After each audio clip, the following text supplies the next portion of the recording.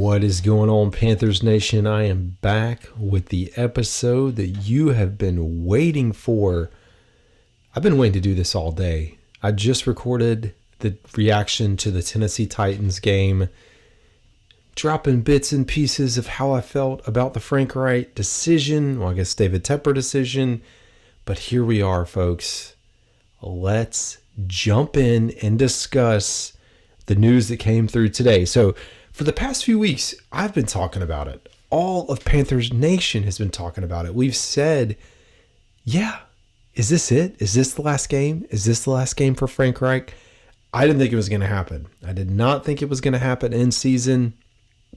It felt like he would make it through the year, that he'd be able to make it through the entire season. And then at the end, you go through your evaluation. And that was the story that was coming out, was like there was going to be this evaluation. But last night, we hit a breaking point. And it's hard to say last night. Yesterday, there was a breaking point. So, at the end of the game, reports came out. Sheena Quick was one of them. Joe Person, I think a few others, maybe David Newton even. But you saw the tweets that came out and said that Tepper stormed out of the locker room, dropping an F-bomb. And it's like, okay, yeah, he's just ticked off. But for me, it felt like something's going to happen. And I predicted last night, if you just listened, that I thought if Frank Reich comes in today and he is able to live and see another day, that Frank Reich was going to be the one that had to make a decision to relieve a coach. And in my mind at the time, I thought it was going to be James Campman. I was like, you come in, you make a decision, Ron Rivera-esque. We know Ron Rivera with the Commanders just let go of a few guys. And it's like that's the saving grace that he would have or have to perform in order to keep his job for the rest of the season. Frank Reich just messed this thing up from the jump. There was a lot of pressure in the beginning.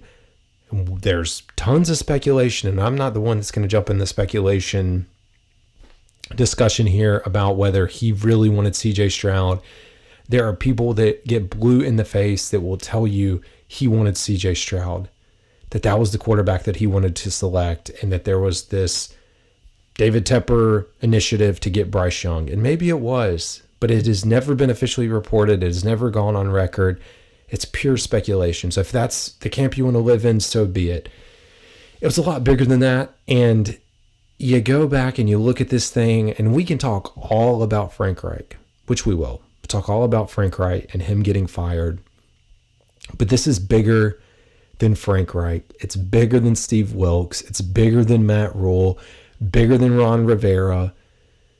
Bigger, if you want to really go there, than Charlotte FC. Because the coaching changes year after year after year. He is putting out some of the worst product in, well, I guess MLS made the playoffs, so I really won't go into the weeds on MLS, but in the NFL, but in all of sports. I think we are right above the Jets in the four major sports with win percentage over the last 5 years or something like that. Since he's taken over, no winning records, no playoff appearances. We know that he took over a team that made the playoffs. And this is where we are. Frank Reich is the first coach, one, to get fired in back-to-back seasons. The very first coach to ever get fired in back-to-back seasons. He's also the first coach, since that happened, the first coach to get fired midway in back-to-back seasons. He did not even make it through a full season in back-to-back years. And this is not the episode where I'm here and I'm going to talk about who replaces him. There's already speculation that Ben Johnson's name's going to come up, and it is coming up. Eric Bieniemy, whoever you want to throw out there, and Jim Harbaugh. And I'm not going to play that game. I will say this: I'm ticked off with some of the outlets on there. It's a bunch of clickbait, man. People know I don't cuss, but there are moments on this show that I really want to just drop some words, man, because it's BS. There's a few outlets that are reporting that Ben Johnson is the favorite. He is the betting favorite. He is not the favorite to take over this team. We will not have any idea who is even in the running until the end of the year because these interviews that are going to happen again are not going to be able to happen until the playoffs are done. I think until the divisional round, since all that's changed up. So we won't even know who's going to be coming in here and getting interviewed. There's so many ways to take this, but here we are. I want to go through the statement that was issued by the Carolina Panthers, because this was the news that flooded in and then just opened up the gate. So this is from David Tepper, posted by the Carolina Panthers, whether you get it on Facebook, Instagram, whatever your social is. But he said, I met with Coach Reich this morning and informed him that he will not continue as head coach of the Carolina Panthers. I want to thank Frank for his dedication and service, and we wish him well. Effective immediately, special teams coordinator Chris Tabor will serve as our interim head coach. Senior assistant Jim Caldwell will be a special advisor to offensive coordinator Thomas Brown, who will take over play calling duties. And would you look at that? We are back to where we were 3 weeks ago with Thomas Brown calling the plays. Reich kind of did this to himself. I mean, he did do it to himself. I mean, I don't know what more you could have asked for. He did have a bad hand in terms of luck, or lack of luck. You know, he had his run-in with luck when he was with the Colts, but his lack of luck with injuries. Say what you want about the team itself that was put together by Scott Fritter in the front office, but that was the team that was dealt. You have to feel like he was in part of that discussion or conversation. But this is the luck that he has had. And, you know, you go back to 3 weeks ago, I said, I don't know if it was if it would be true, but I always felt if Reich would have stuck by his word and kept Thomas Brown as the play caller through the rest of the season, I felt like that gave him a little bit of grace, because he could point to that as the reason that things weren't getting going, and he was trying to give Thomas Brown the ability to grow and help Bryce Young in this offense. Yeah. So you have this news come out. Of course, there's a lot of people excited, and there's a lot of people that are upset that Fitterer has not been relieved of his duties. We still haven't heard. We will hear from Frank Reich, depending on when you listen to this, on Tuesday morning at 10:30 a.m. So be ready for that presser. I have no idea what that's going to look like.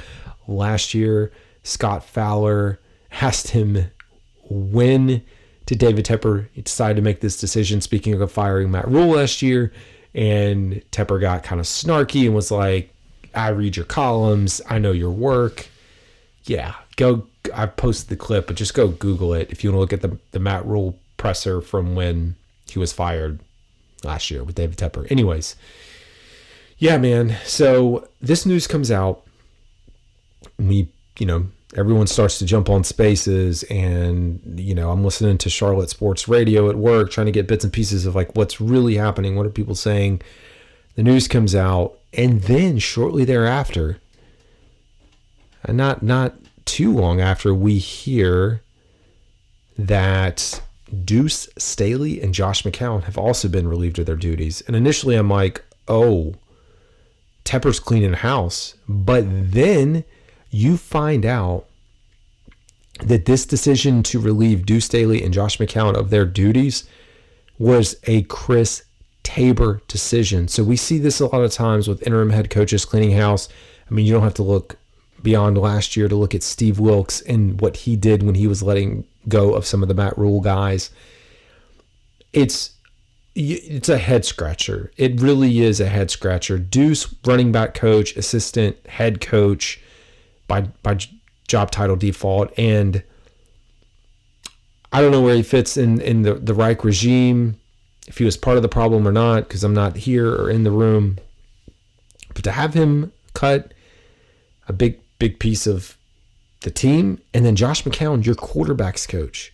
And like Mike Kay talked about this, saying that Josh McCown's pretty well respected. One is a player, but he's also new to the NFL as far as being a coach, first year head coach. It does not make a ton of sense that the Panthers decided he should be let go. Sorry, I'll take a little break. That was the most head scratching, but here we are, and now to the flip side of all this, talking about Chris Tabor taking over, I posted some of the content that I put together in the preseason when I was at training camp and I watched Chris Tabor. And coming into the season, I was very high on Chris Tabor, saying that he, along with the other coordinators, could be potential head coaching candidates in the future if they wanted. That's how I felt about Tabor. And when I went down and actually got to watch Tabor in person running the special teams unit, he was a coach that you just knew he demanded respect and that players respected him. And it was like a work of art watching him run special teams practice. And I said it, then I really meant that he could be a head coaching candidate. Little did I know it would be for the Panthers. Now you have folks that are going to say, why not Ejiro Evero? And I agree. Ejiro Evero was a very logical name because he is going to be getting considered for head coaching jobs primarily based off of how well he has done with the defense and a lack of players and personnel on that side of the ball with all the injuries and just everything that's happened. You wonder, the way I think it was the Keep Purring podcast said, it felt like whoever was put in this position was not going to be here next year, which really means the whole entire staff. And so I think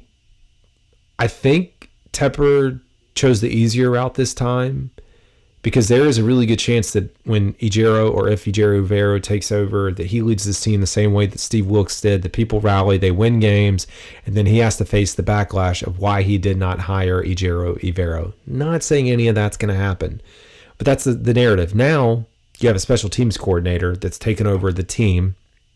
And he's going to be I think the team would rally behind him, but I think it's a much easier position to be in. One, it's only 6 games, so the body of work is much smaller than last year. If you're trying to compare and is he going to make a Steve Wilkes type run? Body of work smaller, but also he's not the coordinator that's having to compete with a head coaching job. Not to say that he's not going to get a fair shake, being able to interview, but there's a good chance, or it's a much easier position for David Tepper to say, well, you know what? We're moving on from the special teams coordinator because we want to bring in someone with an offensive mind to help Bryce Young develop. Hey, maybe what you were planning to do with Frank Reich. Now, the thing about this whole thing, you go back to when he was hired.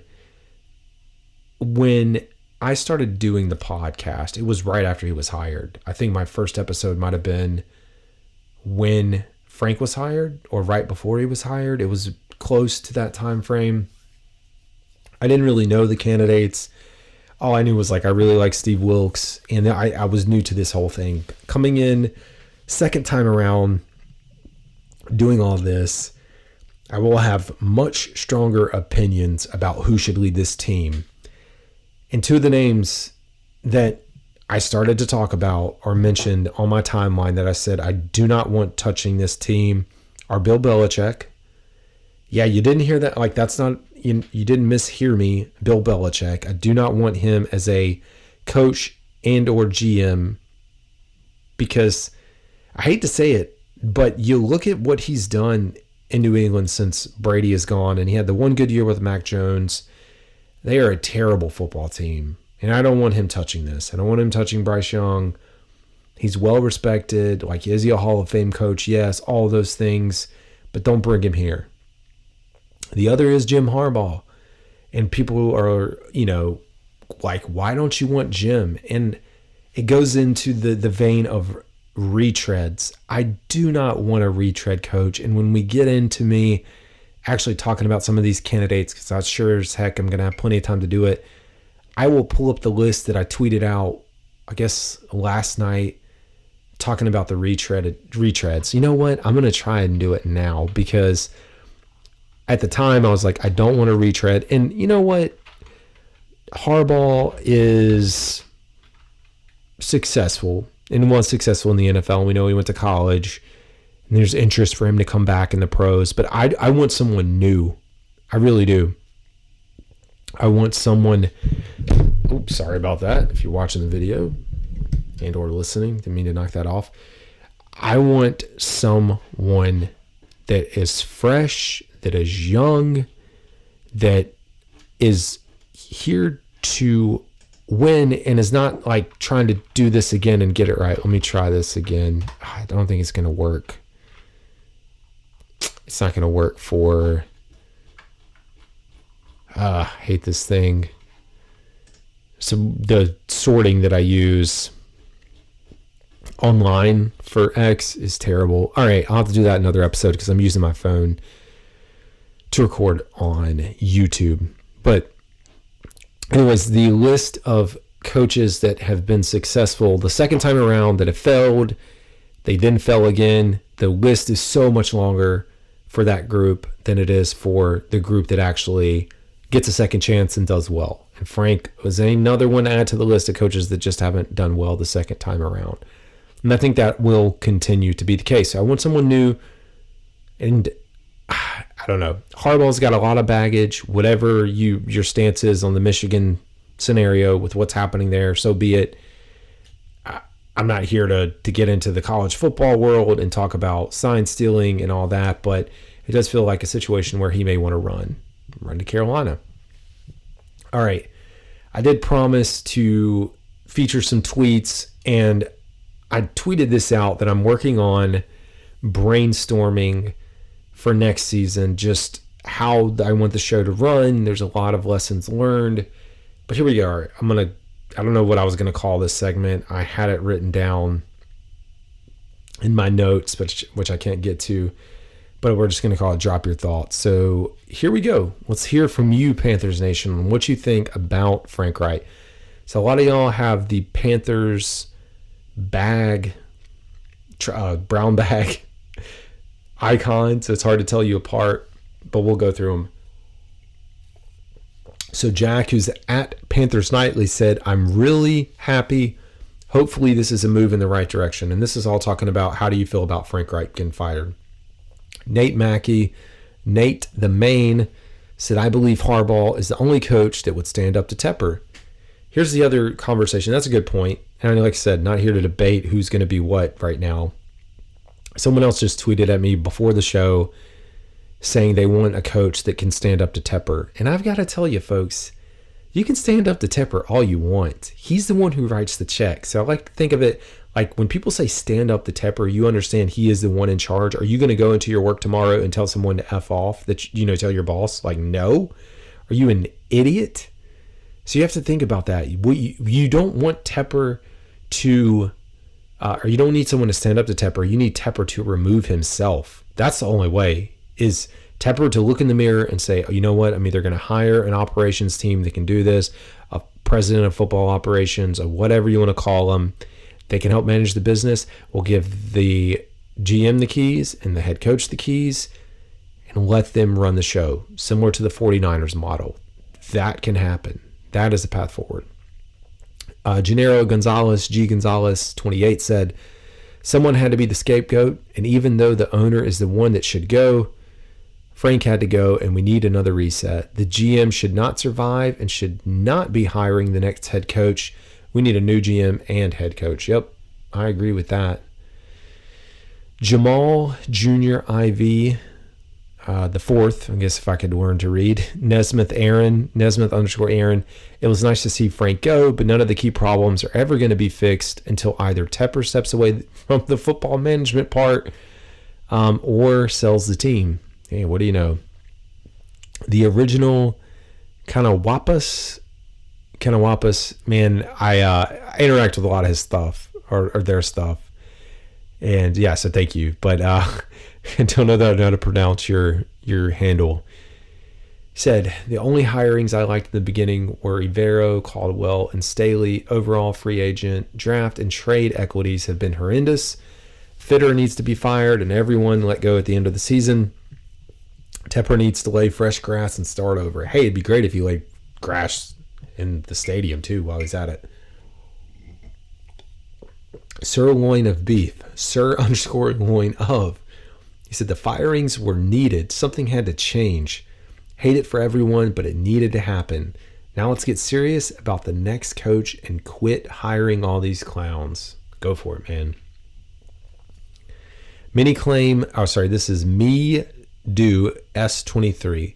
Many claim we have really gotten rid of all the Team Stroud guys. Is there any reason to believe that it's legit? It seems like it. Good point. Like, I think that's part of the reason we saw some of these guys getting let go today. Frank was in a no-win situation. He didn't do a great job, but I don't know what he was supposed to do. This is, from Red Panthers 5. I think it's obvious Tepper forced his hand with Young over Stroud. If the Panthers just stuck with their original pick and took Levis, they'd be in a much better situation today. Yeah. Whether the Panthers stayed put where they were, they had the DJ Moore, they had the other assets, they had their pick this year, then you get your quarterback, all those things. Hindsight's always 20/20, but I do agree that the Panthers could likely be okay if they had stayed, where they were. And I think there was one more. Oh, illustrious Sir JJ said, I have no sympathy for any of them. Millions plus a year for their salaries. Sorry, it's hard to read this. What I don't hate, it should have never happened until the end of the season. Makes the organization look like clowns. Okay, yeah. I agree. All very valid points, and a lot of it's what's being echoed. So, this whole thing, like, there's the conversation which is going to be continued to have of who takes over, who's next. It's kind of exhausting, just dealing with the team, having to go through this. I feel like I've finally gotten in a groove to understand who's who on the coaching staff, and like I'm going to have to turn around in 2 months, 3 months, 4 months, whatever it is, and learn a brand new staff, brand new scheme. And it's, then you think about it from the player's perspective, because they're going to have to do the same thing. One thing that I'll emphasize with this entire situation, and I said it on the previous podcast, reaction to the Titans game, the person that comes in and takes over this staff and this team, 75% of this roster, and I think it's 77% to be exact, is here next year. 77%. So it's not like there's going to be this massive rebuild, this massive retool that people think is going to happen.